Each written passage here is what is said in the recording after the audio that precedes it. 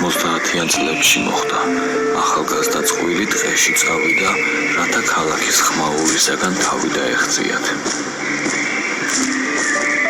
ახლა გარშემო მხოლოდ ტყე, მთები და სუფთა ჰაერი იყო. ისინი უკვე დაახლოებით 2 საათი მიუყვებოდნენ ტყის ბილიკს და წარმოიდგინეთ, როგორ გაუკვირდებოდა მარის, როცა დაინახა შუაკულ ტყეში მთის მწვერვალზე ანძა, რომელიც თითქოს თან ლამპიონს წააგავდა.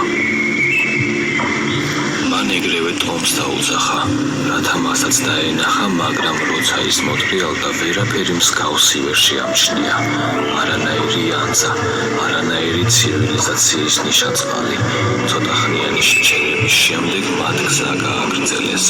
როგორც ჩანს, უკვე საკმაოდ დაიღალნენ და დრო იყო ღამის გასათევი ადგილი მოეძებნათ.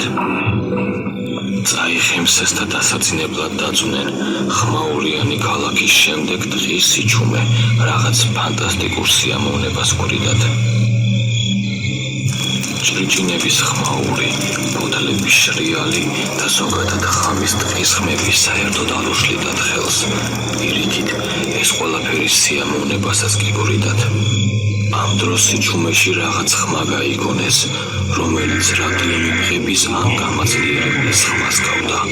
ეს იყო სიგნალების ხარვეზებისა და საუბრის ნაზავი. ტომასმა ივარაუდა, რომ ეს ტურისტები იქნებოდნენ, დინამიკებითა და რაციით, მაგრამ მალე მათ ნაბიჯების ხმაც გაიგონეს. ხმა მაღალი მძიმე ნაბიჯების ხმა მათ გარავდა ძალიან ახლოს. ნაბიჯებისა და ხის ტოტების გაცვლის ხმით დაახლოებით ხვდებოდნენ, რომ მათ რაღაც უზარმაზარი უახლოვდებოდათ. მათ სუნთქვა შეიკავეს, რაღაც გაჩერდა მათი გარვის წინ.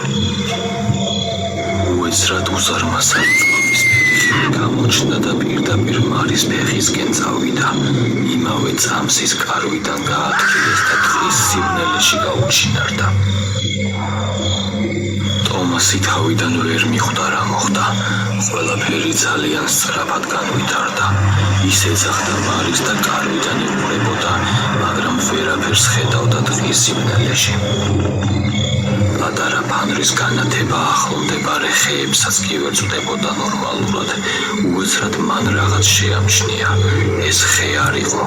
რაღაც უზარმაზარი იდგა დაახლოებით 50 მეტრში გაუწრებლად.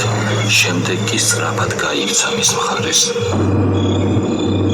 უზარმაზარმა არსებამ ხელი მოკიდა ტომას ისე, რომ მას სუნთქვა აღარ შეეძლო. მან ისევ გაიგონა რაღაც უცნაური სირენის ხმა. არსება მის დიდ სიმაღლეზე აიყვანა და ამ დროს ტომასმა დაინახა მისი რეალური სახე.